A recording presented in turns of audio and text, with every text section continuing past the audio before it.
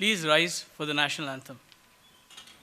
जन गण मन अधिनायक जय हे भारत भाग्य विधाता पंजाब सिंध गुजरात मराठा द्राविड़ उत्कल बंगा विंध्य हिमाचल यमुना गंगा उच्चल जलधि तरंगा तव शुभ नामे जागे तव शुभ आशीष मांगे गाहे तव जय गाथा जन गण मंगलदायक जय हे भारत भाग्य विधाता जय हे जय हे जय हे जय जय जय जय हे Jai.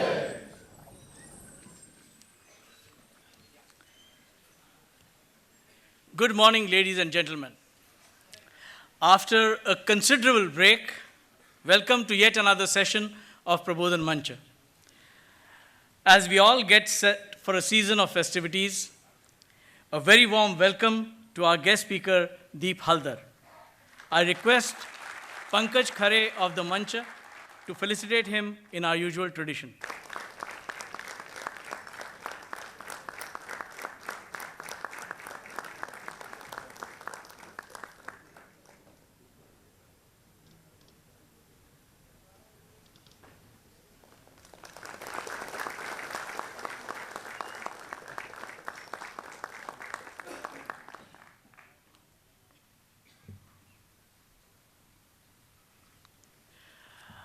Friends, at the outset, a very sincere apology for being away almost 8 months. The general elections and some logistics issues with getting this hall actually created the longest break we've had in our 8-year history. The only one redeeming feature of this 8 months was that we got our WhatsApp ability back, and I hope you have stored our WhatsApp number again so that you can get our messages going forward. While India's political and economic situation points to a period of stable growth, the external geopolitical is turning extremely volatile. The Middle East has unprecedented escalations, and our eastern neighbor saw similar turmoil. Partitioned twice, once briefly for about 6 years in 1905, and then in 1947, and now almost 50 years after its creation, Bangladesh saw one of the most violent protests and the overthrow of its elected government. What portends Bangla land? Is it as broken as it seems? Who better to tell us than our speaker of the day? Born and schooled in Kolkata with a BA and MBA from there, Deep Halder is a journalist, an author, and a US State Department International Visitors Leadership Program Fellow 2018. He has headed newsrooms in leading Indian media outlets, and currently he is the contributing editor with The Print. He is the author of 3 best-selling books, Blood Island, An Oral History of the Mari Japi Massacre, Bengal 2021, An Election Diary, and Being Hindu in Bangladesh, An Untold Story. 2 of these books are available outside for sale as well. We will, as always, try and cover as many of the questions that we have already received and the ones that you give to our volunteers later in the ensuing time, taking care of appropriateness and brevity. Over to you, Deep.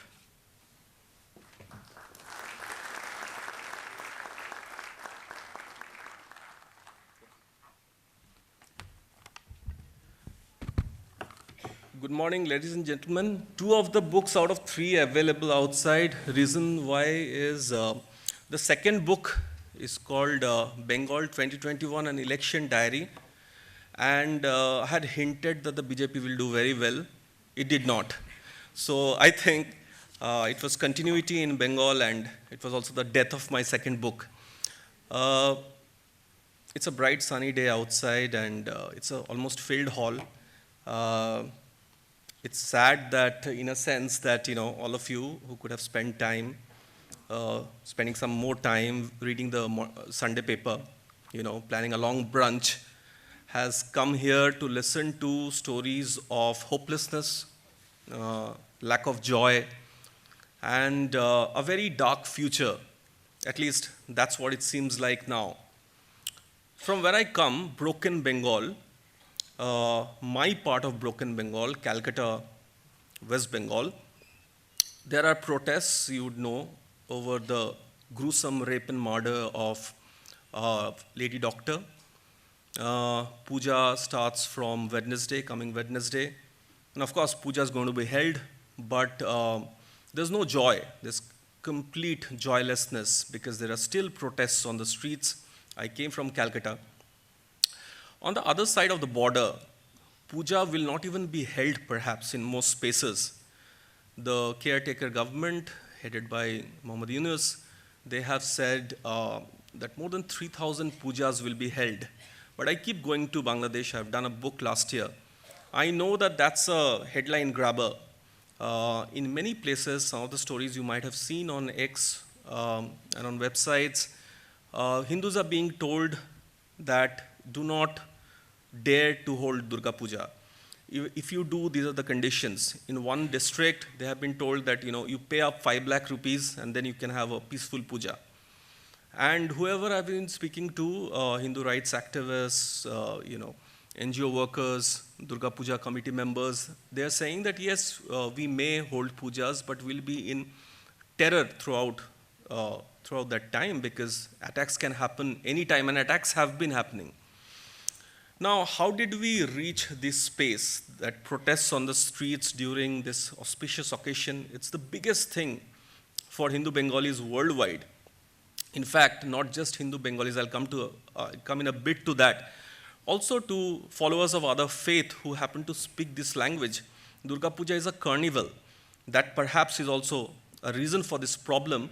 But how did we come to such a pass where there is joylessness in West Bengal and especially in Kolkata, and there is complete hopelessness in the other side of Bengal, Bangladesh? Now, why am I clubbing an Eastern Indian state with a foreign country? Is it because I speak the same language, my mother tongue is the same as people from Bangladesh? Is it because it was an unbroken Bengal before partition? No, I am not just talking about two kinds of protests, two kinds of hopelessness, because what afflicts Bengal this side and Bangladesh that side may afflict all of India, the entire subcontinent tomorrow.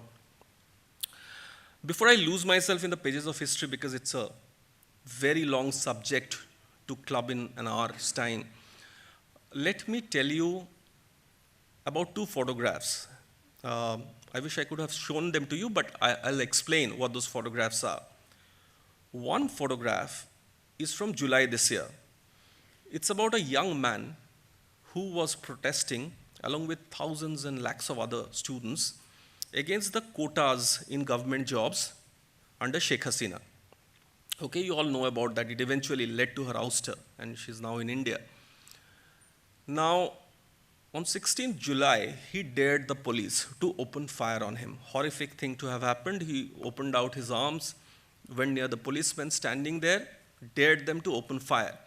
The policemen did. They shot rubber bullets at him. One hit his chest. Like I said, horrible thing to have happened. He stuttered and fell to his death. Now that picture of that boy, young boy Abu Said, became a poster, became a rallying point for entire Bangladesh, Hindus and Muslims who were protesting the quota reforms and the dictatorial tendencies of Sheikh Hasina, who has been in power for very long. Not only did protests intensify and Abu Said become a Che Guevara of modern times, his face became put on t-shirts and posters on the wall, etc., etc. In Bangladesh, even in West Bengal, a lot of filmmakers, student groups, public intellectuals who did Facebook post after Facebook post on Abu Said and his supreme sacrifice. Now, like I said, it's a horrific thing to have happened. What nobody bothered to check in West Bengal, and I'm sure people know in Bangladesh, was that as horrific as the murder and this instance of police brutality is, Abu Said was a member of the student wing of Jamaat-e-Islami. Now, Jamaat-e-Islami, I'm sure all of you know, had opposed in its earlier avatar the very birth of Bangladesh. In fact, some of the worst atrocities in 1971 War of Independence, which saw East Pakistan become Bangladesh with the help of the Indian Army, of course, were carried out not just by the West Pakistani Army, but from people within, and mostly by the Jamaat-e-Islami. Jamaat-e-Islami did not want Bangladesh to be born in the first place. And it's a travesty that they continue to remain so socially and currently politically relevant in Bangladesh. And they officially, I'm sure now they may not say things in that manner because they are being looked at very closely by the international community.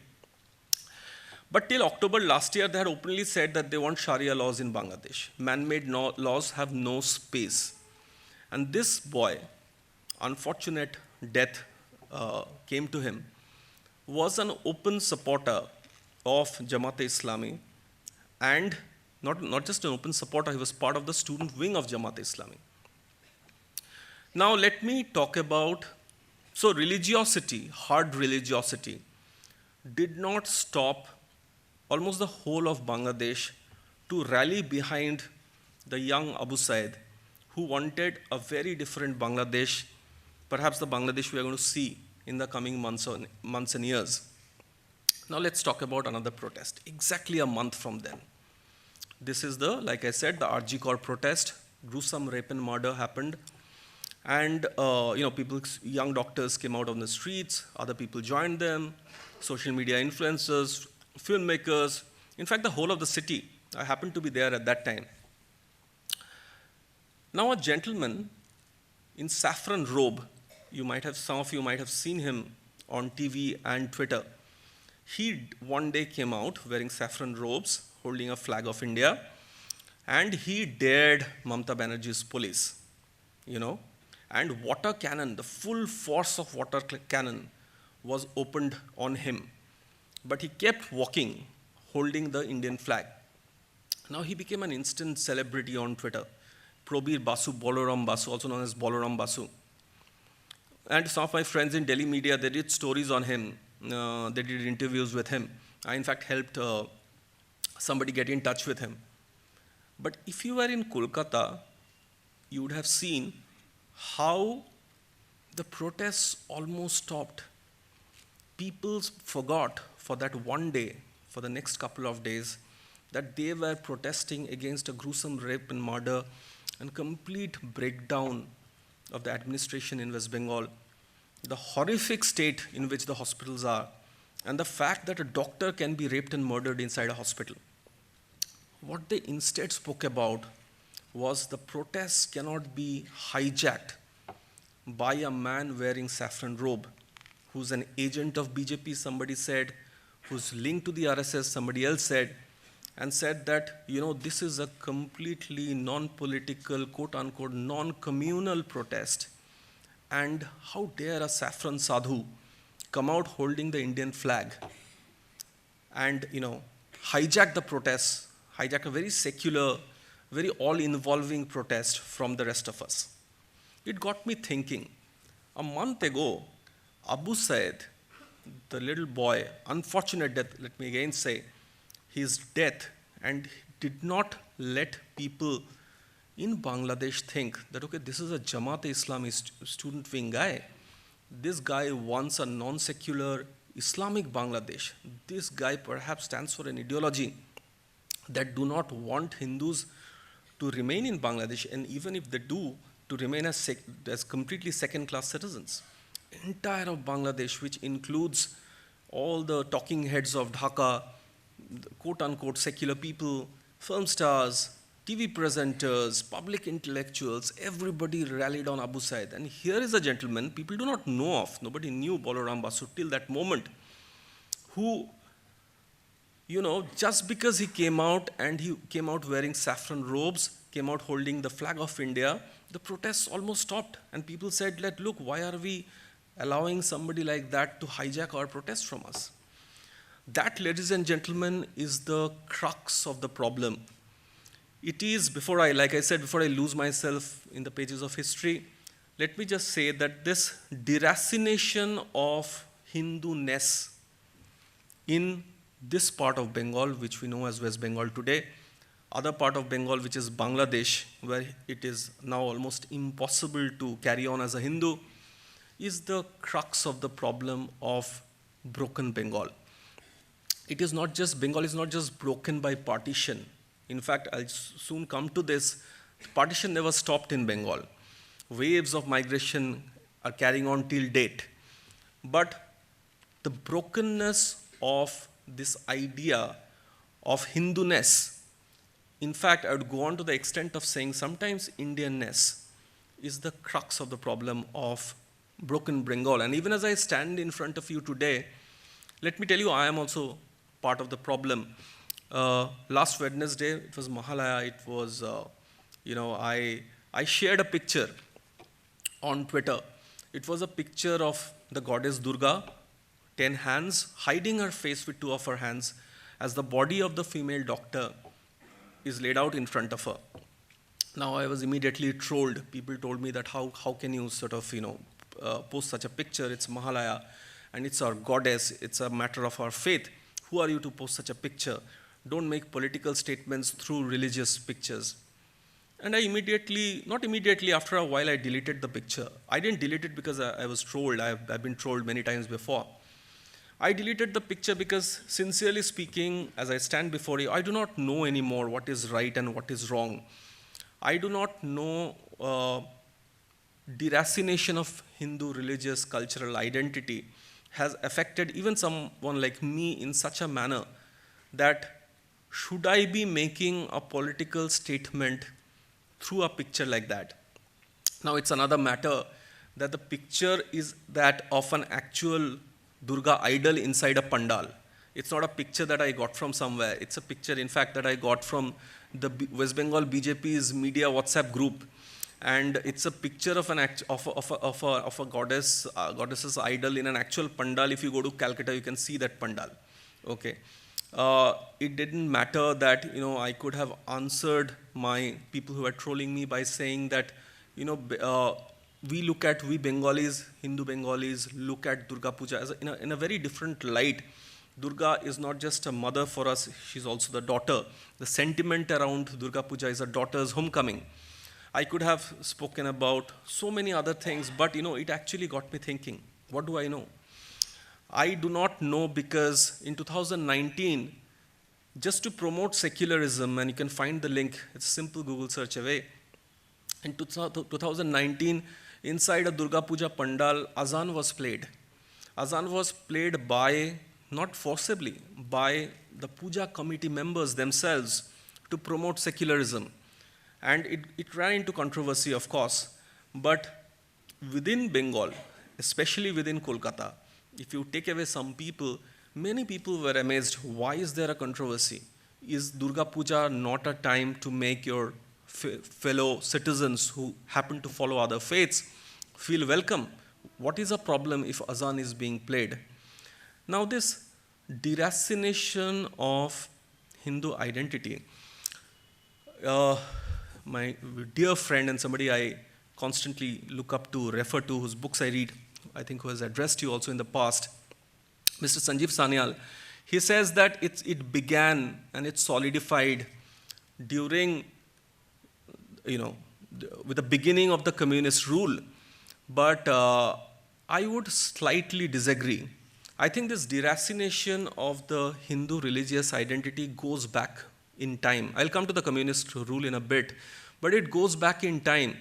It goes back in time when, since I began with Durga Puja, when after the Battle of Plassey, Nabokrashna Dev, who was landed gentry, he he was one of the first people who turned Barir Pujo, which literally means Durga Puja that is done inside your home, into Barwadi Puja, or as a community puja, which you see outside.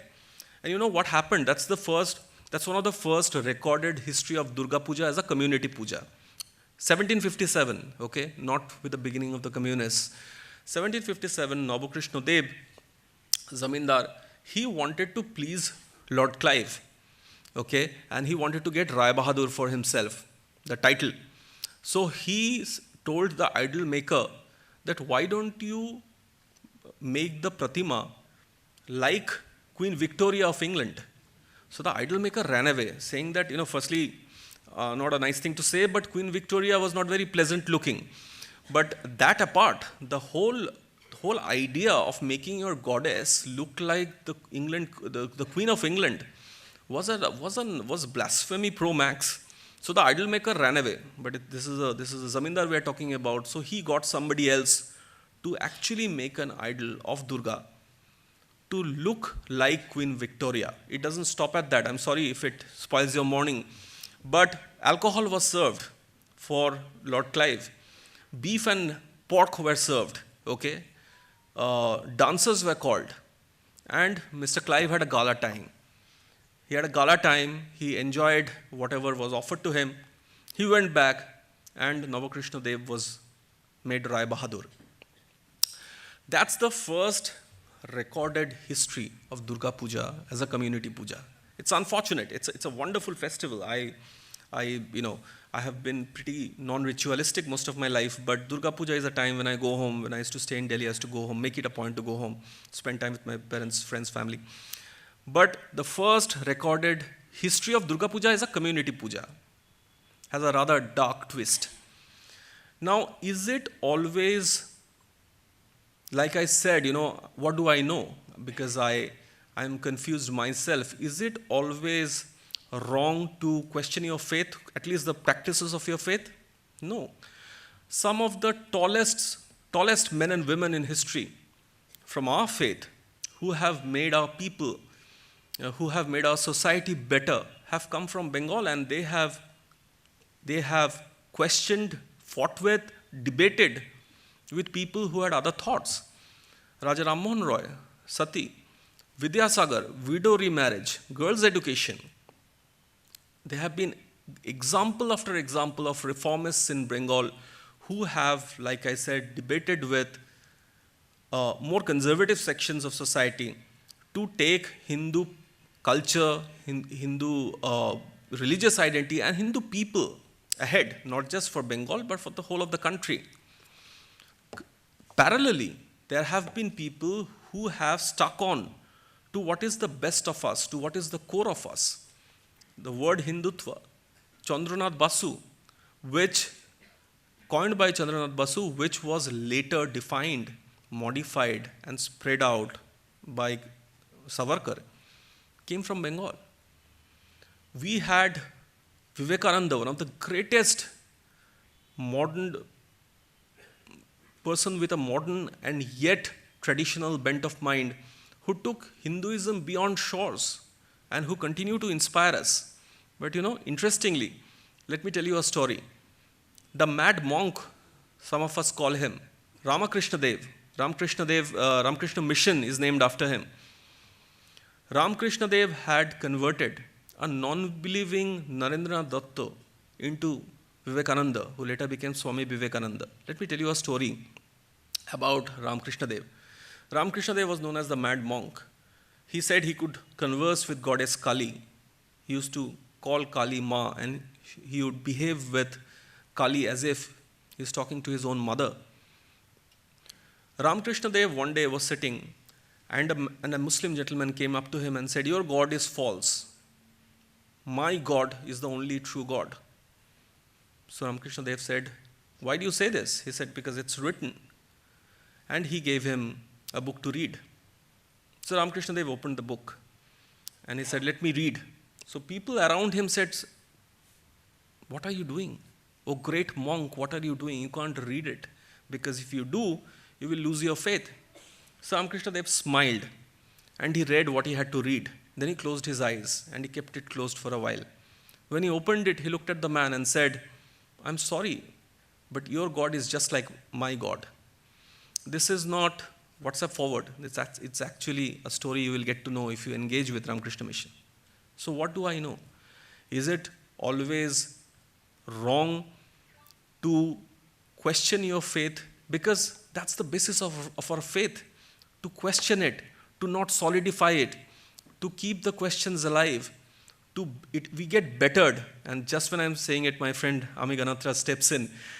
And to continuously question our faith. And you know what Ramakrishna Dev said? Joto mot toto pot. That's the crux of his philosophy. As many thoughts, as many paths. There is no one way in Hinduism. There are many, many ways of Hinduism. And Bengal, broken Bengal today, but unbroken Bengal, has since forever been walking that path, been questioning each other, been debating, sometimes fiercely so.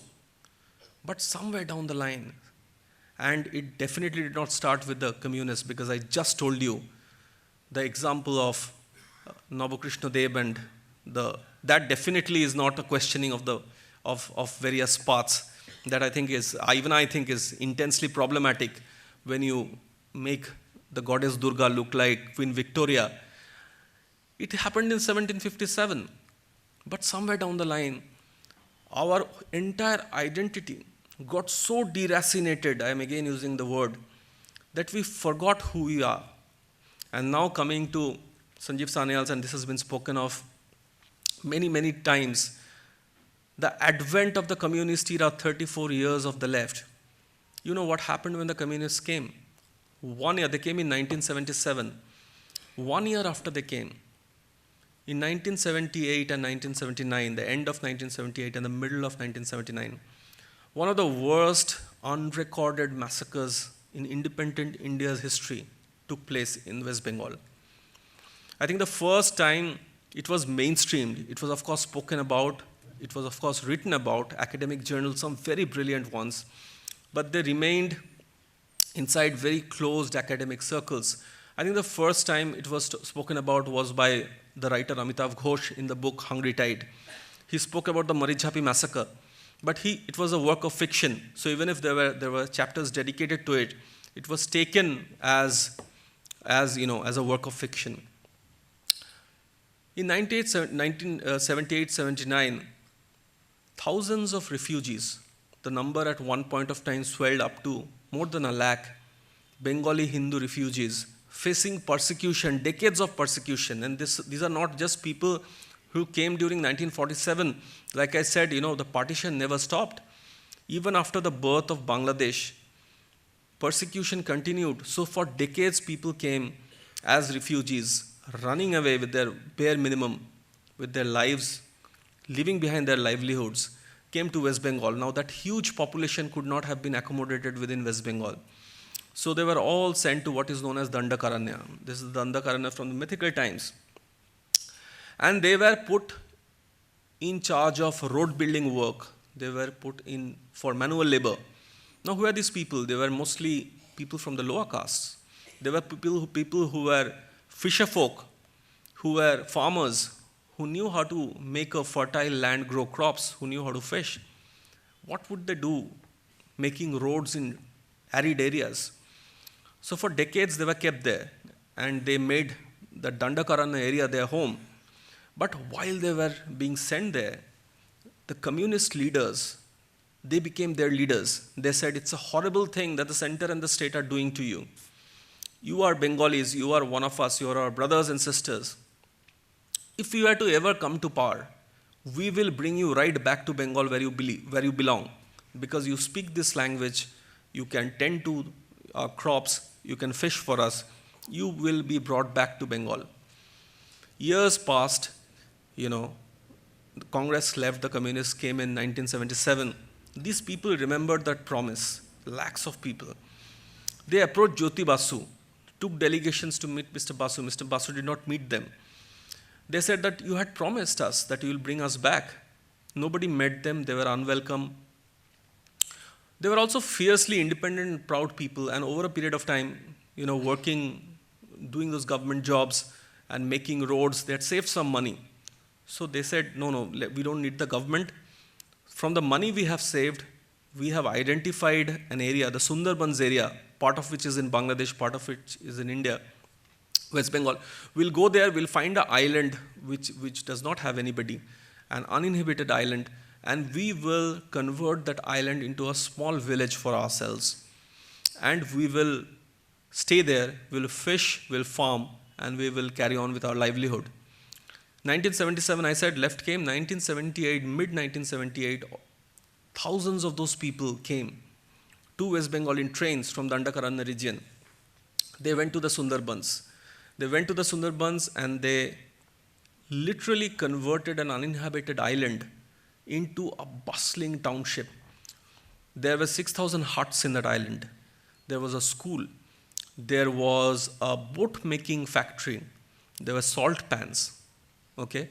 And the same communists who several decades ago had promised them they'll bring them back and then conveniently forgotten that promise, the government, the same communist government said, you can't stay here because you are destroying the ecology of this island. Imagine, climate change consciousness in 1978. So he said, you are destroying the ecology of this island, so you have to go back. They said, no, but this is an uninhabited island. Why will we go back? We have turned it into a township ourselves. And you had promised us space, and we have not taken any favors from you. We have not taken money, we have not taken anything. So between November, December 1978 and May 1979, one of the worst unrecorded massacres, because there was a complete press gag, took place in that island. Women were raped, kids were killed, men and women were both killed, bodies were thrown into the river, okay?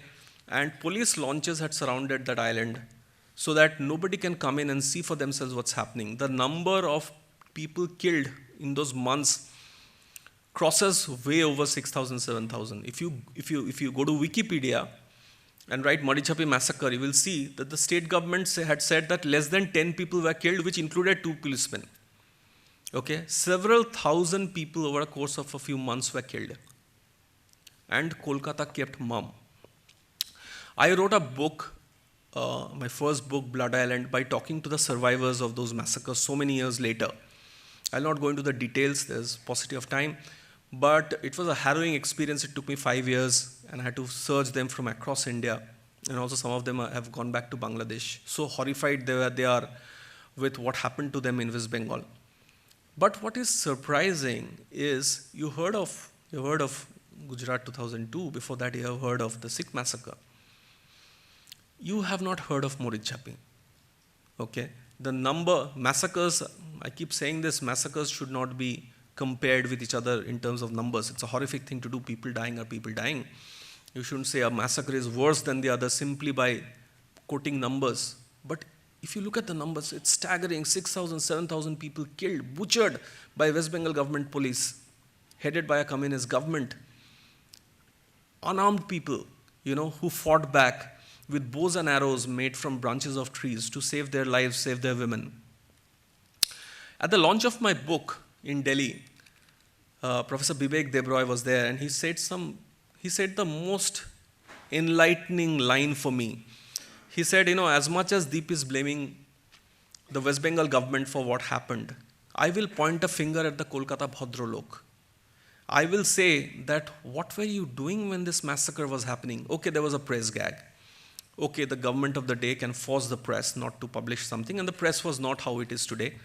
There was not so much media, there was hardly any television media, there was, a few papers which mostly depended on government ads, so you can have press gag. But surely it's happening in your state. you would know what's happening to almost 1 lakh people. 5, 6, 7,000 of them are being killed, raped, butchered, their kids thrown into the river. Why did you not raise a single finger when this was happening? What happened to you? These are your people, Bengalis, Hindu Bengalis. And many of you, where I come from, Jadavpur, currently it's like a solidly upper middle class area. But Jadavpur has a refugee history. Much of South Kolkata today, where the real estate prices have really gone up, has a refugee history. It's in the entire most of South Kolkata that refugees came and settled. Later on, with time, they made something of their lives, and those areas came up. But people in South Kolkata, people where I come from, same people, less fortunate, lesser in caste, they were being butchered. They did not have your luck, and you kept quiet. So and this happened in 78. So the full force of 34 years of left rule had not afflicted the Bengalis yet. But nobody spoke. So Mr. Vivek Debroy told me, please question the Bengali Bhadralok. And who is that Bengali Bhadralok? The Bengali Bhadralok, if you draw a line through time, is Navakrishna Dev, who had diluted Bengal's most loved religious festival as a way to please Lord Clive. Who is the Bengali Bhadralok? He is not just your Kolkata communist who is getting turned off by seeing a saffron sadhu protesting against Arjikor rape and murder. He is your congressman. He is your leftist. He is, through time, people who have deracinated our faith. I said, in the middle of the speech several times that I do not know. I seriously do not know, because when did it turn this way? When did debates, questions, valid questions about religious practices, about discrimination within our people, about taking great leaps of thought, about opening up of our religion, which was always open to begin with, about questioning traditionalists, turn into or make Bengalis into this deracinated, self-loathing, always looking towards the West lot of people?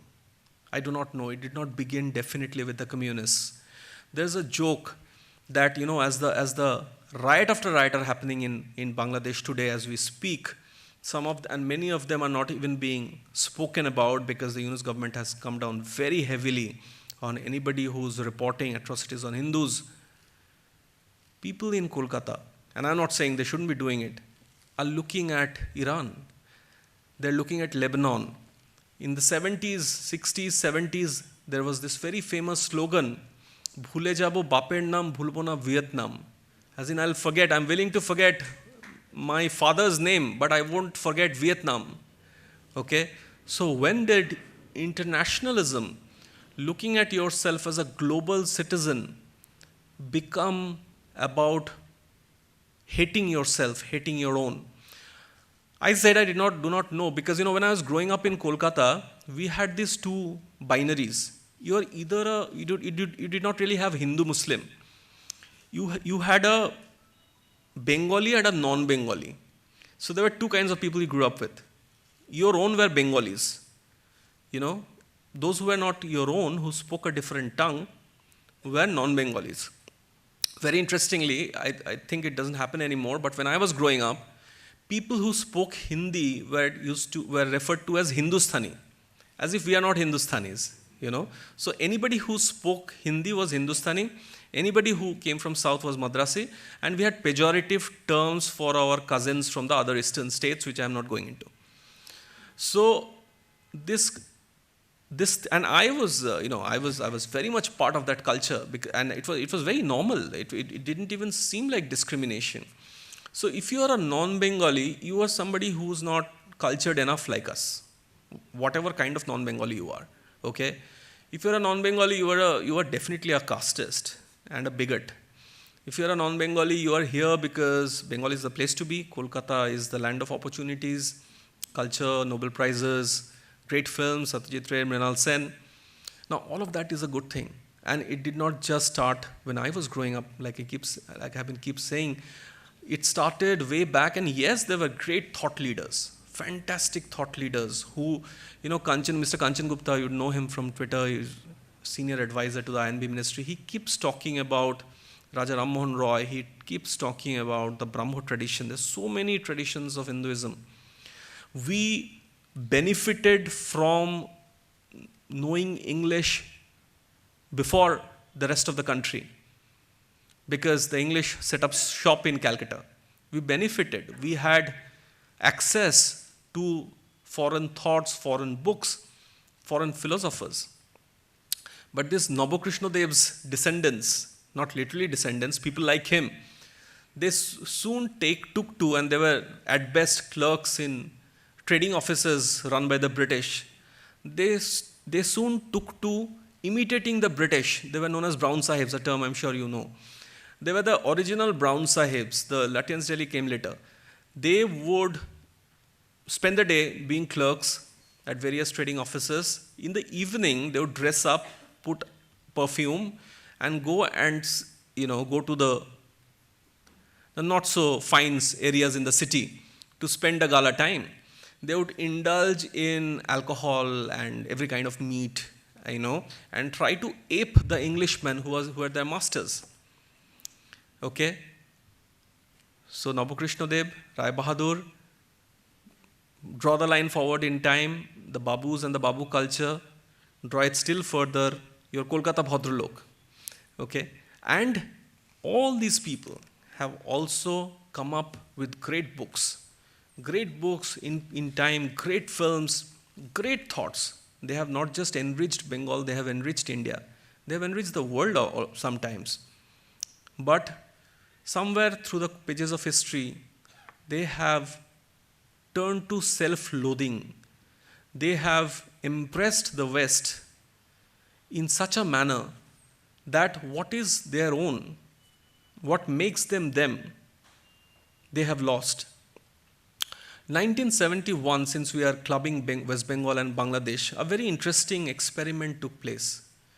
It was that to take on the Pakistani army, West Pakistani army and the West Pakistan establishment, for political, to assert themselves politically and culturally, East Pakistan rose under the leadership of a gentleman called Sheikh Mujibur Rahman, Sheikh Hasina's father. So for that period in time, people rose above their immediate religious identity to forge the idea of a country, which you know today as Bangladesh, on the basis of Bangla, broken Bangla. Okay?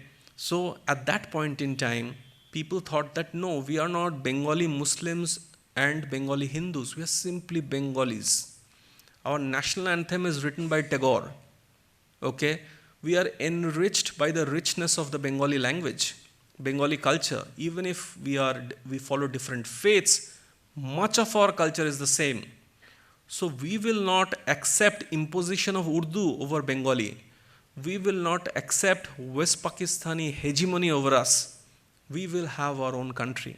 And Bangladesh was born with more than considerable help from the Indian army.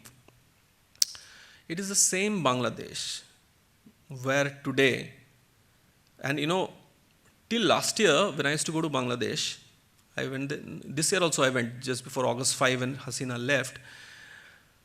You could not openly talk about Urdu, because Urdu is that language protesting against which your country was born after much bloodletting.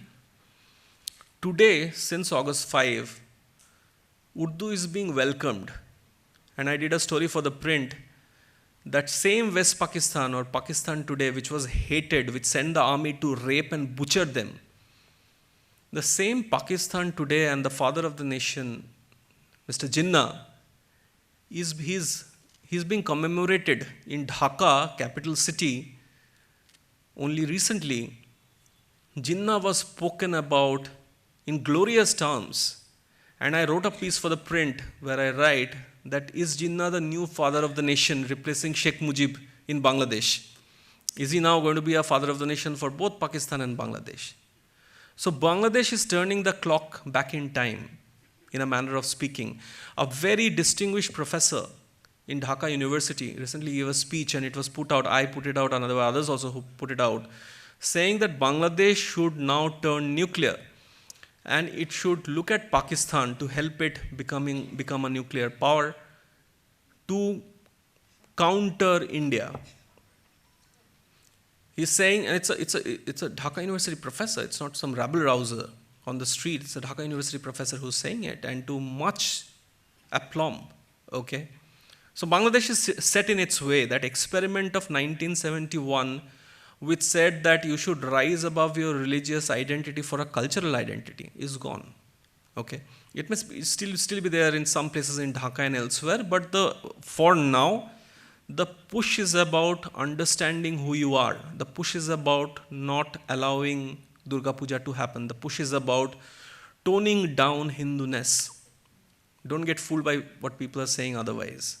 And here in West Bengal, in an independent part of the country, in an independent country, the push is about not allowing your Hindu-ness to come out. A gentleman you do not know, you can oppose the BJP, you can oppose the RSS, but you do not know whether the gentleman is BJP or RSS. Balaram Basu, you did not know him before you saw his picture and his video opposing Mamata Banerjee, protesting against the rape and murder of a young female doctor in a hospital in Kolkata. Just seeing a man in a saffron cloth with the India flag affects you so much that you are literally willing to suspend your protest because you do not want to be clubbed with that gentleman, Balaram Basu. A friend of mine told me that Mr. Basu reads my books. So I was very happy. I said, oh no, I don't know him, but maybe someday I'll meet him and I'll tell him. My friend, who's a friend, okay, he's not cancelled me. He was aghast. How can you stand with him? I said, I mean, why not?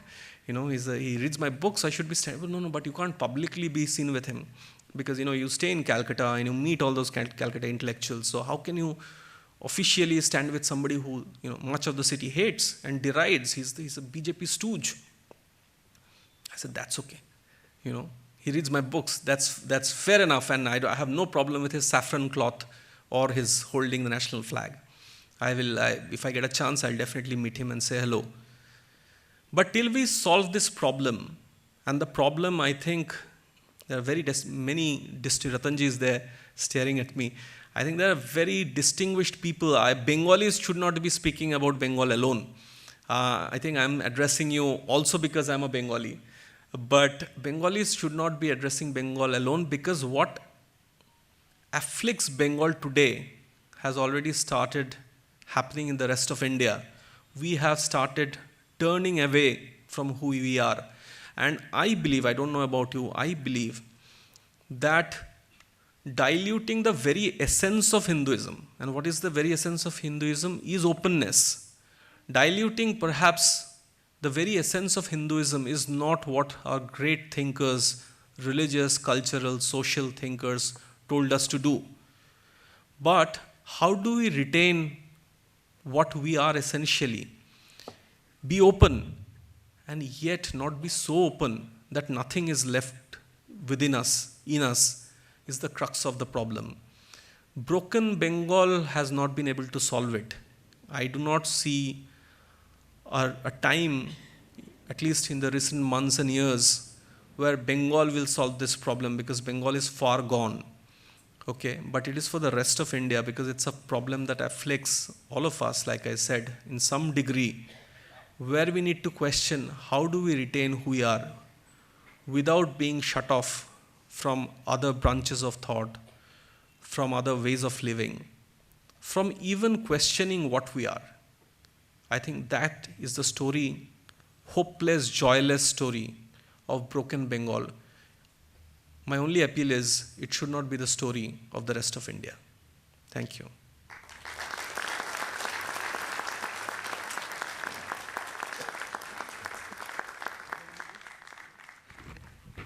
Thanks, Deep. I know that was a serious beginning to the day, but we'll keep it flowing with some of the questions that we already have.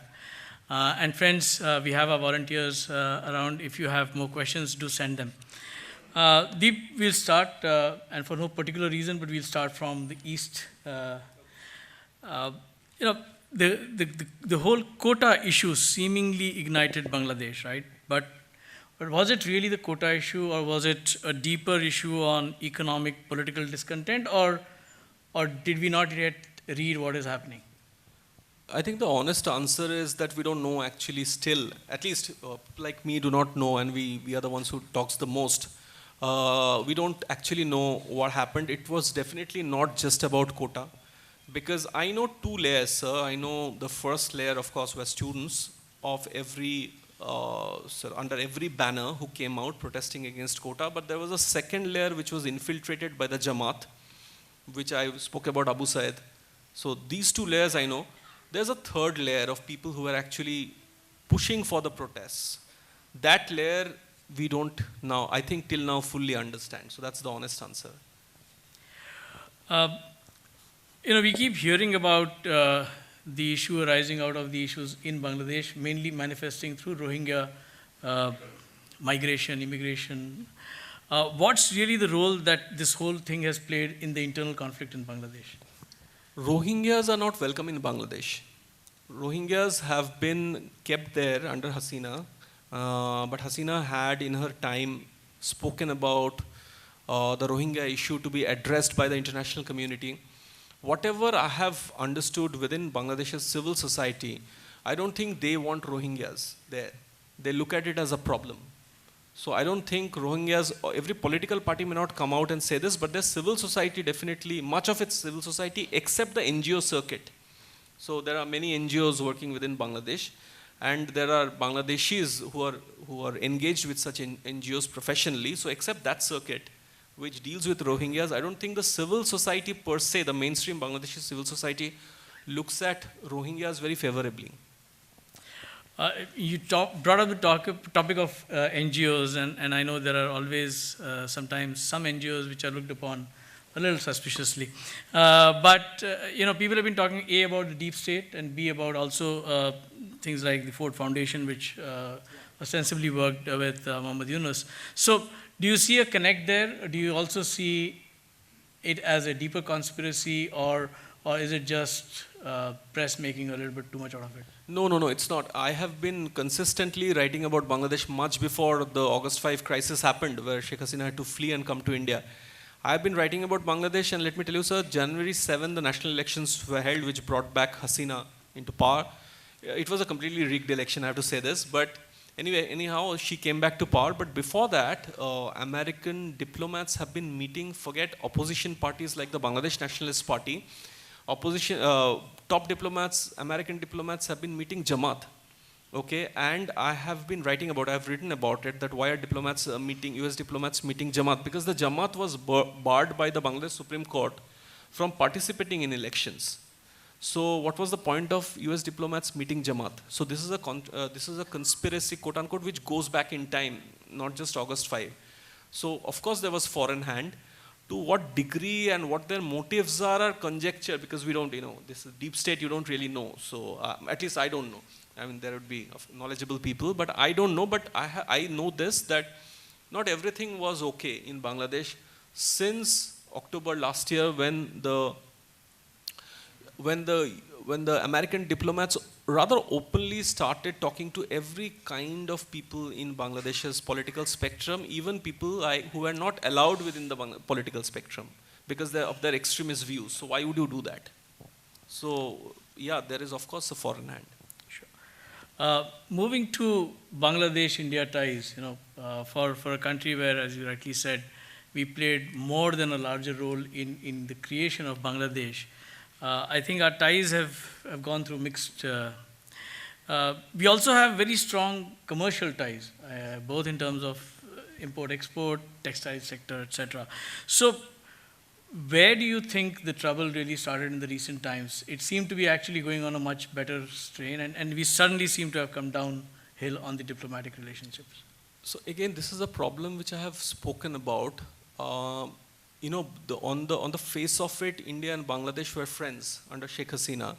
But if you had gone to Bangladesh like I did, you'd see that in the civil society of Bangladesh, there was intense, and there is intense hatred for India. They see India as a big brother. They see India, of course, as a Hindu majority country. They think Hindu Indians hate Muslim Indians. They see this as a, as a country which literally runs their show. Hasina was known in Bangladesh as Modi's dictator. Okay, that's the political language that was used, so I can use it. And there was intense hatred for Indians in much of, not everybody, but much of Bangladesh's civil society, which has been there for a very long time. And even during the time of Hasina, she could not do anything about it. And I think the fact that she stuck on to power for so long, and with at least one election which I saw, which was completely unfair, quote unquote, it intensified. So I don't know what fueled what, whether Hasina staying on in power made Bangladesh's civil society hate India more because they saw in it India's hand, in letting Hasina continue in Bangladesh, or it was anyway there to begin with because of not just religiosity, also the fact that they think that India has this advantage in every which way over Bangladesh, which they are not comfortable with anymore.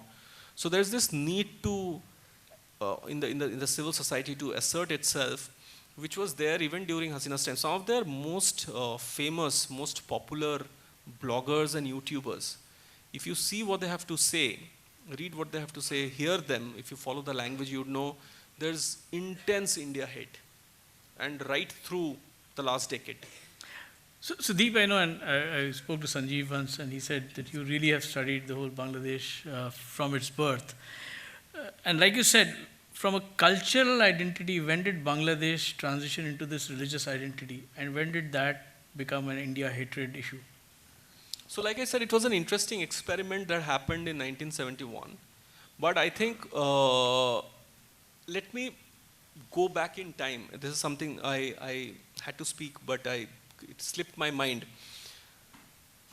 Many people do not know, but the first law and labor minister of independent Pakistan, okay, was a gentleman who was a Bengali Dalit Hindu. Okay.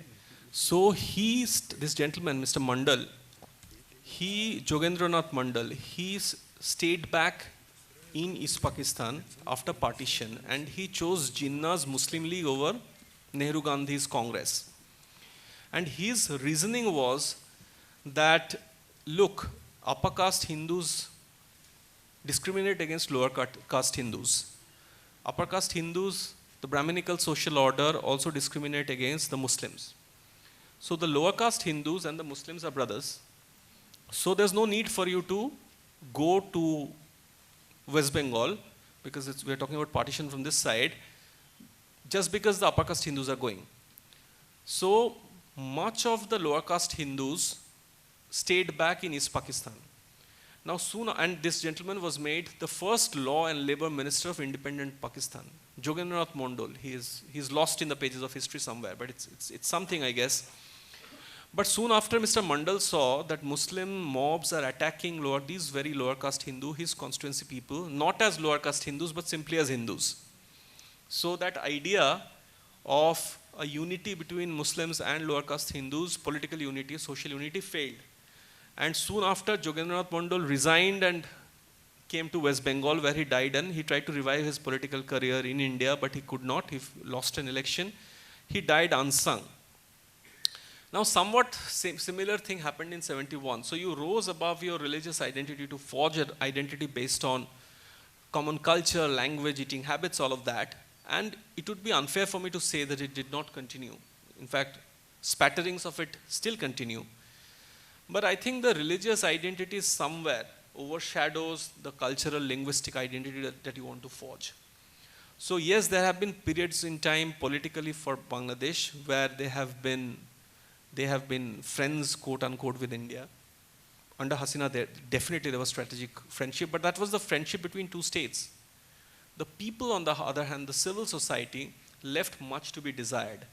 So you have, like it happens in our metro cities, big cities also. So you have a class of people who mix well, and there may be interreligious marriages, and there are films and music where cultures come together. But that is so minuscule in percentage that people, especially people from West Bengal who go to Dhaka often, film stars and singers and songwriters who go and perform, so they see those spaces and they think that everything is kosher. In Bangladesh, it's not, because the civil society is very different. So right through its, like in East Pakistan it happened, with Jogendranath Mondol and how he realized his mistake.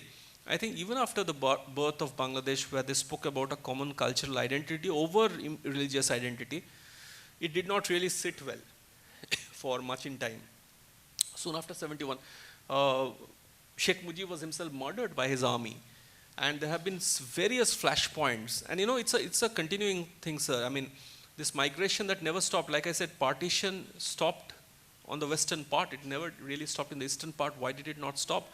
Why is the percentage of Hindus there 7.9%?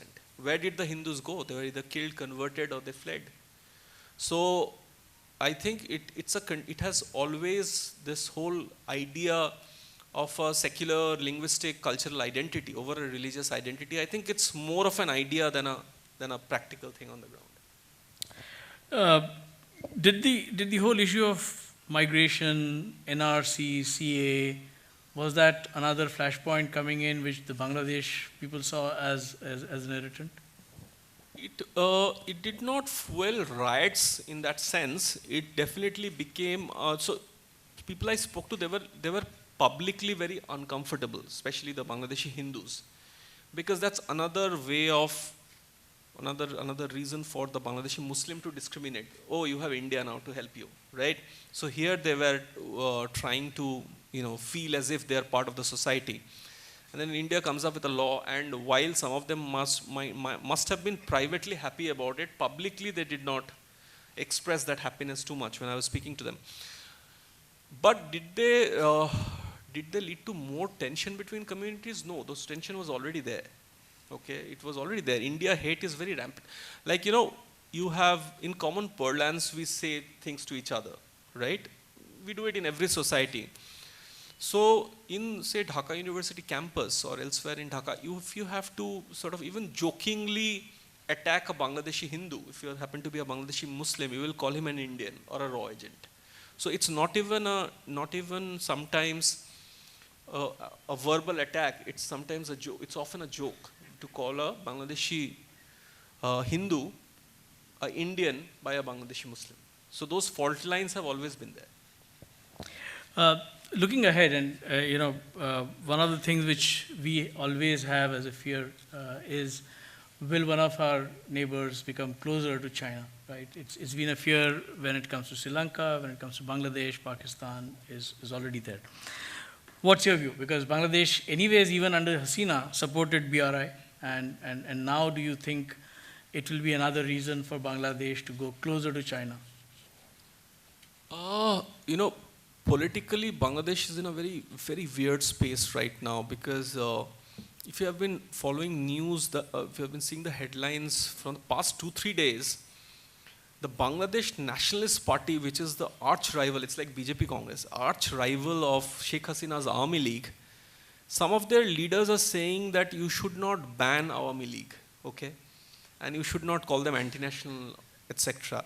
And because there is a threat from the Jamaat to become a political force. So Jamaat does not have a big vote share. Jamaat had come to power with the BNP, Bangladesh Nationalist Party. But right now what's happening is that I think the Jamaat would want the Yunus government to carry on for a while, so that they can organize themselves politically, and they can also club other directly Islamic parties, and they can push out the BNP. So the Jamaat and BNP alliance is already over. So now it's about who has power. So to that end, whoever will help, China will help or America will help, I think they will side with. But even during Hasina's time, I think Hasina balanced beautifully between India and China. It's not as if Hasina kept China apart. But China immediately becoming, so I think it's about which direction their religious, their political space veers towards. So, and which becomes more powerful. So I think, like I said, the BNP is okay with even an Army League to be there. But, so you'll have to wait and watch. Yeah, just a question to add there, the whole terror network is a concern for India, and it's believed that the eastern side had become better in the last few years. Is that another flashpoint? It's a huge flashpoint because one thing Sheikh Hasina did was keep many of the terrorists at bay. But if you see, I mean, the caretaker to the Bangladesh government, Mr. Yunus, since he has been in charge of affairs, from Ansarullah Bangla team leader to every kind of radical outfit is getting emboldened in Bangladesh. People are being let out of jails. So I think that's a huge, huge concern for India. Huge security concern. Just one question from one of our audience just came in just now was, what's your view on the educational system there, especially because we heard that in the post-COVID period there was this whole de-vaccination, etc., which happened and all of that. So was it got to do more with either a sentiment or was it education? What was really the reason these sort of things took root? You know, one of the shortcomings of the Hasina administration was that, and I don't know if it was even possible in a Muslim majority country like Bangladesh, was the sprawling of madrasas across the country. So I think there is a class in Bangladesh where you take both, okay? So where you take madrasa education and you also take Western education or modern education. So this mixing of hard religiosity with modernity has been afflicting Bangladesh for a while now. So it is something Hasina failed to check. And also Mr. Zakir Naik, I mean somebody, a Bangladeshi intellectual told me that ever since Zakir Naik came into the scene globally, he told you that you can be both modern and radical at the same time. So you can couch the radical in you by appearing to be modern, by having a well-paying job, by being able to speak the English language a certain way, by dressing up, looking a certain way. So he gave you the toolkit to be both. So since that happened, I think serious damage was done to its civil society. So you mentioned about the possibility that whoever helps Bangladesh in terms of its next steps, having been a supporter of that country, what's your view? Should India still continue to play a role in building the way Bangladesh wants to rebuild itself? See, Bangladesh can't do without India. You spoke about commerce. So if Bangladesh still is not at a space where it can openly come and say that, we are Pakistan to you. We are the new Pakistan. I think India should definitely push back against what it thinks is not in its interest. So, commerce should come at like Mr. Modi has said, that, he has mainstreamed the plight of Hindus, and he has come under attack from within India, sections of our media, etc. I think it's a very good thing that you should keep pushing them back on whatever you think is not in your interest. So India should keep looking at Bangladesh. I think it's my view, keep the channels of business open, but also tell them directly on their face what India's concerns are. So we'll move a little to the West Bengal or to our part of Bengal. And I think one of the things, and I think among some of our friends, so I'll take that as my second question maybe, but so West Bengal was definitely the commercial hub. I mean, Calcutta was one of the best cities in India, and it is now on most of the economic indicators probably amongst the lowest. Now, and you said this, that it's not just because of the communist regime of 25 years. So what's led to this, economic downfall of 60, 70 years? This is definitely due to the communists. No debate there. I think this whole idea that you could have different yardsticks of it is something that I think to a certain degree, not to a bad degree, afflicts your community as well. But I think this whole idea that you can have a different yardstick from anybody else, that just because you are culturally superior, you can get away with not earning money, has afflicted Bengal. And how? I mean, there's no other way of putting it. So Bengal has very different yardsticks. Kolkata has very different. See, Bengal and Kolkata are not the same. The rest of Bengal and Kolkata are not the same. If you talk to a Bengali outside Kolkata, chances are she or he will intensely hate somebody like me, because most of the rest of West Bengal hates Kolkata. Okay, but unfortunately Kolkata is where it is because everybody also wants to come to Kolkata from Bengal if she or he is not trying to come out. So Kolkata is what dictates terms of engagement for the rest of Bengal. So I think this whole yardstick of somehow being able to prove your superiority to your fellow non-Bengali by saying you're culturally superior while not making too much money for yourself or being a sloth at work is a direct is something that has been passed on by the communists.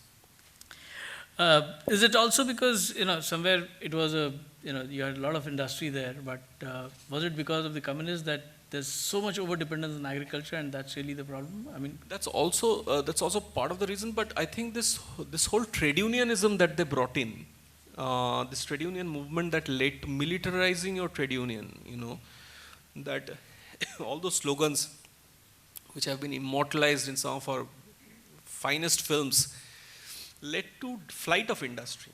So you can actually trace it back to the time communists. There were troubles before, but also those troubles were also communist troubles. It's also the shade of red because Naxalism took place before that. So it was even before the communists came to power. So late 69, 68, 69. That's when if you see the flight of industries began and the economic indicators started dipping. So it's because of them and rise of an political ideology, socio-political ideology, which was very antithetical to the idea of doing business, ease of doing business. So the ease of doing business was taken away. Sure. Coming more to the political situation, I think West Bengal seems to be a state a little peculiar where political violence is probably unprecedented, and it's almost legitimized under whatever current regime. I mean, we've seen different regimes, different parties in many states in this country, but political violence seems to be much more sort of a part and parcel. I mean, why is that so? What's different about Bengal and Bengal politics? It's a very deep question, sir. I wish I had the answer, but Bengal has been an unbelievably violent state. There is stereotype of Bengalis, lazy, big talkers, always talking about books and films and all of that. But underneath, we are a very, very, very violent lot, right from the Naxal time to even before, to the communist times, to now Mamata Banerjee's time. Unspeakable violence has taken place. So to blame Mamata Banerjee or simply the communists would be wrong. I think part of the problem is that we are not openly, for very long, we have not been an openly communal or a casteist state. Okay, it's not very cool to talk about people's caste or people's religion. I mean, with religion you can make out, but people's caste, etc., because your yardsticks are different. You'd rather talk about your degrees or your knowledge about books and films. But I think that's somewhat at a superficial level. I think we are a very deeply, like much else, we are a very deeply casteist and communal and as bigoted as anywhere else, which we have learned how to hide. So when there are flashpoints in our, like elections or communal violence, what we don't say comes out through that kind of gruesome violence, because we attack each other with a ferocity that will put some of our Eastern and Western brothers to shame. It's unbelievable level of violence. People hung from trees. Election, I don't see that in the rest of India. Elections, you don't see opposition party workers being hung from trees, which you see in Bengal. So this is not a Mamata Banerjee thing. This has been happening for a while. I think it's because deeply we have not changed, but we have learned how to not talk about it. So this duality in us, where you are still as primitive as perhaps people you attack, but on the face of it, you have learned to couch it in fine words. I think that's to blame. So, you spoke about your book and then you spoke about the result not really matching your expectation. But there were two things which we've seen in many states. One is that generally a regime which comes in is either because you've been able to address an economic problem or a law and order problem. You can take a couple of states. If you take places like Bihar, Uttar Pradesh, where law and order was seen to be an issue, you got an administrator who at least put that law and order under control, and that gave him or her a great journey ahead. Under TMC, perceptibly, both of these issues have not been addressed, and yet they seem to be doing politically extremely well. What do you explain the whole rise of TMC and their ability to actually maintain power in West Bengal? Elections are often about binaries, establishing binaries. So I think one of the binaries that became her political slogan, which I failed to failed to understand the intensity of it, is Mamata Banerjee's political slogan of Bangla Nijer Meke Chai, which literally means Bengal wants her own daughter. I think this binary that she managed to establish, and it continues to a degree till now, of the Bengali versus the outsider, is a very powerful binary. Psychologically, I think it really affected that BJP was looked at as a outsider's party, a party that does not understand the ethos of Bengal. I think that, and as a subset, the binary of fascism versus secularism. So BJP standing for fascist, authoritarian force, and Bengalis being generally very secular, liberal-minded. I think these two binaries were very, very important binaries, which even the BJP, I don't think, fully understood. Also, ground control. I think she has a complete control of the ground, especially in the hinterland. And of course, there's been penetration by the RSS and to a certain degree by the BJP, but I think the way she has her party, when the left after 34 long years, trounced by Mamata Banerjee, the cadre shifted, left cadre shifted. Left is now left with some smooth-talking young leaders who are YouTube stars, but fail election after election. So the entire cadre shifted. Now some of that cadre shifted to the BJP as well, but I think TMC still has a lot of ground control. Now they've set up a committee to review 3 criminal laws. So is this fierce federalism, or is this, what is the answer? What's your view on that? The answer is great politics.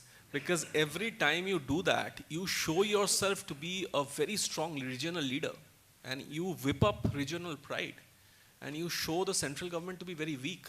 If you can have instances where a team from CBI is coming, but they are not being able to do anything, and this entire Arjikar investigation, CBI has become a joke. A CPM leader, very popular CPM leader, used a slur on live television. He was chided by the anchor, female anchor, saying you can't use such words for the CBI. So every time this happens, I think Mamata Banerjee is emboldened, and also among people there is a sentiment which is latent, which is regional pride over a sense of forced nationalism that's put on you. I think she wins. Sure.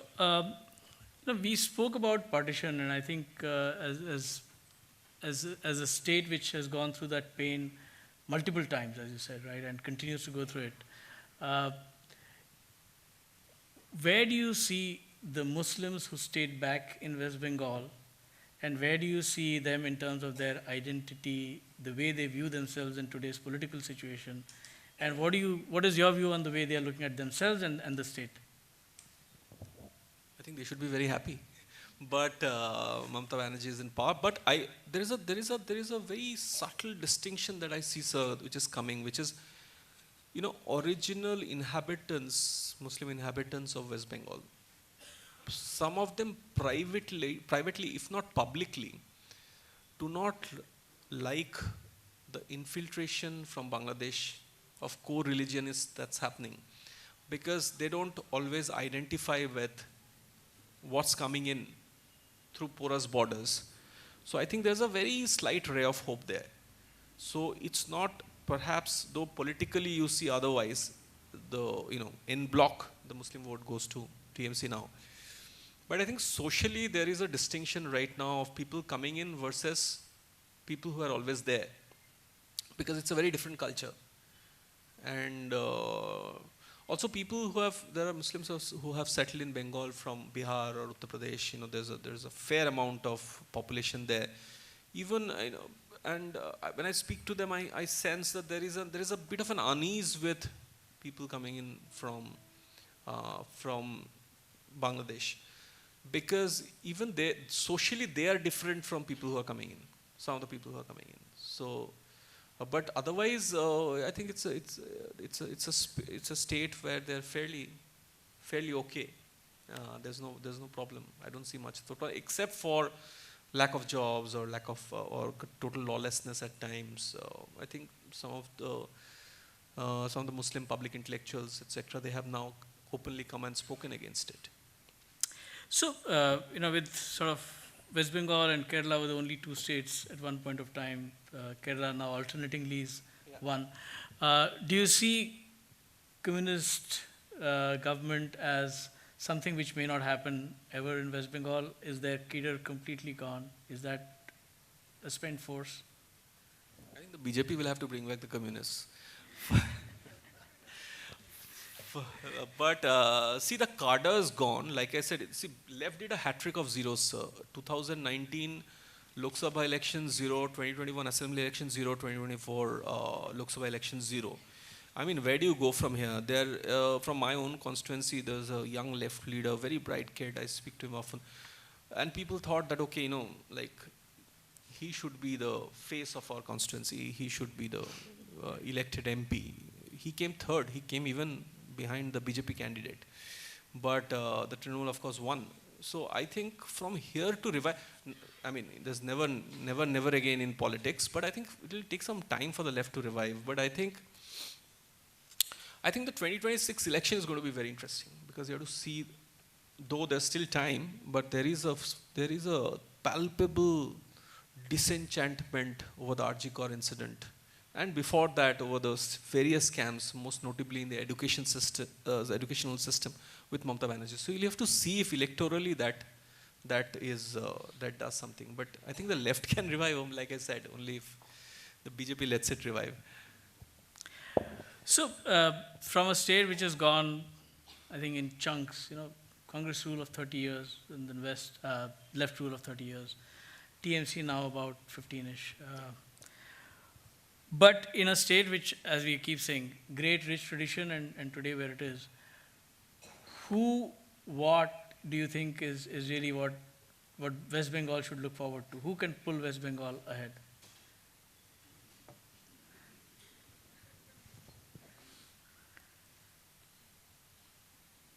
Wow.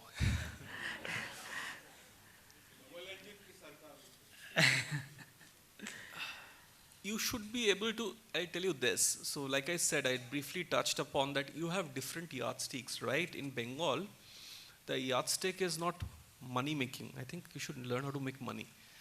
So the moment you realize that your sense of self, cultural and social and academic, is not enough at the end of the day to go out and make some money and not just watch films and read books all day. I think this sense of pulling up the state economically, when that sense comes in and that becomes your guiding force, I think Bengal will revive. I think, you know, it's a debate I keep having with my mother, who who has very different political views than me, and she blames everything sometimes on Mamata Banerjee. So I said, no, she's not the problem. The problem is we as a people. We have to, is every BJP state government run excellently? The answer is no. But does it reflect on the people of the state? Do industries stop? Do people stop going ahead in life because the state government is not run well? No. I think we have to first learn how to look at ourselves differently. We have to ask for different things. Once we do that, I think there will be political change. So it's not a person per se, it's the people. Because if you think that, if you keep making those, see, I mean, there's so many debates, television, otherwise, where you see that, you know, BJP has an edge, etc. I did so in 2021. But when you go and you think, oh no, but you know, the BJP is a fascist force. Oh, it's a communal party. Oh, but my sense of Bengaliness will go, and you press the other button. I mean, who will, it's just a leader coming in here and there won't change it. So I think you have to start demanding other things for yourself. That's when change will come. So, and maybe just one or two more questions, but again, in terms of the most recent incident, and as one says, we didn't need what happened in Calcutta in December for a change to happen, but do you see the continuing anger, the continuing movement, the continuing unrest as a flashpoint in the history of Bengal? Definitely. So I have not seen anything like this. I did bit of student politics myself, but I have not seen anything like this in my lifetime. This kind of public anger spilling out on the streets. Will it sustain till 2026? Probably not. I mean, of course, the doctors won't keep on protesting till 2026, and I hope they don't, because there are serious sort of risk to public health if young doctors don't go to hospitals, public hospitals. But I don't know whether this particular protest will not go on till 2026, but I think this disenchantment, or at least a fraction of it, can go on till 2026. Because it's very solid this time. That it may not be solid enough to bring in change, but it perhaps is solid enough to bring in some quake in the hustings. So, normally we ask our closing question to our speakers saying, what should this audience sitting in Ville Parle, extreme other end of Kolkata, do about this issue? But I think you brought it out very clearly that if West Bengal has to move forward, it has to be the Bengali Bhadralok and the Bengali people who have to do it. But yet, a question, what is it that this part of the country can learn from that part of the country? And what is it that we should be aware of so that we don't face the same problem? And I'll pose that other question. I have a bet with my friends that while I won't live to see it, if we don't take care enough, 75 years down the line, Mumbai might be another Kolkata. I will say this, look, and like I said, when I began saying it, Ami walked in. But I am all for what Ramakrishna, the great sage Ramakrishna said, Jotomot Totopot, be as open as you can. That according to me at least is the very essence of our faith. Don't be closed to an open mind, okay? Don't be closed, because the way we practice our faith, the way Hindus practice their faith is so varied from space to space. Even within the same district, people practice their faith. We practice different gods. There are 33 crore gods. There, even to not believe is a part of Hinduism. However, don't be so open that you are nothing, because that definitely doesn't help. I think that's something that's something from Bengal, from Bangladesh, you need to retain. How much of what you will be is up to you, but don't be so open that you completely dilute yourself. I think that's culturally, not just religiously, even culturally. I think it's very imperative. It's not just a question of Bangladesh, Bengal, Maharashtra. I think it's the question of the world. If you look at the world today, to completely dilute yourself of every essence of what made you, it's not a very smart thing to do, I think, in today's world. Thank you so much. Thank you.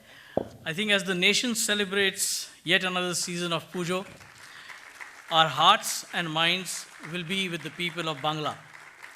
Thanks in many ways to their story and plight narrated so well by Daipayan Halder ji, as his full name is.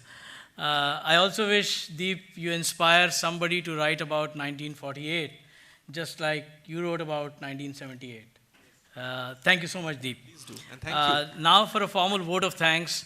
First and foremost, our speaker, Deep Halder. Deep, thanks for coming all the way from Calcutta, and I know you're going back from Calcutta. Thank you so much for being with us today. Just 2 minutes. Yeah. Please be seated. Another 2 minutes. Yeah. Thanks to the BMC for the hall, to our other partners, Tendulkarji and Sairaj for banners, publicity and backdrop, Vastu Shobha for the stage, Avinash Paradkar for the sound and screen, and Virag Vision for videography. Thanks to our elected representatives, Parag Ravani ji and Abhijit Samanji, who are always there with us. and our large family, which keeps growing. We have now almost 400 contributors. About 140 of them have made repeat contributions. Our database is more than 3,000, and like I said, our WhatsApp is back, so you should be getting WhatsApp messages.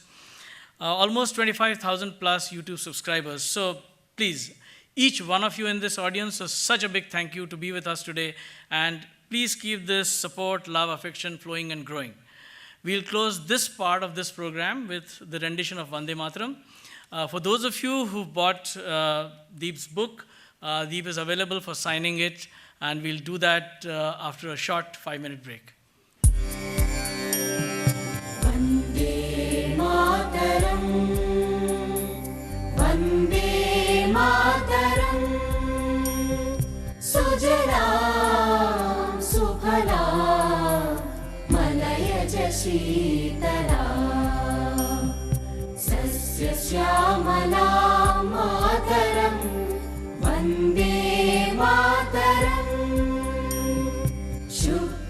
Jyotsna Pulakitayamini, Pullakusumita Drumadala Shobhini, Suhasini Sumadhura Bhashini, Sukhadam Varadam Mataram, Vande Mataram, Vande Mataram.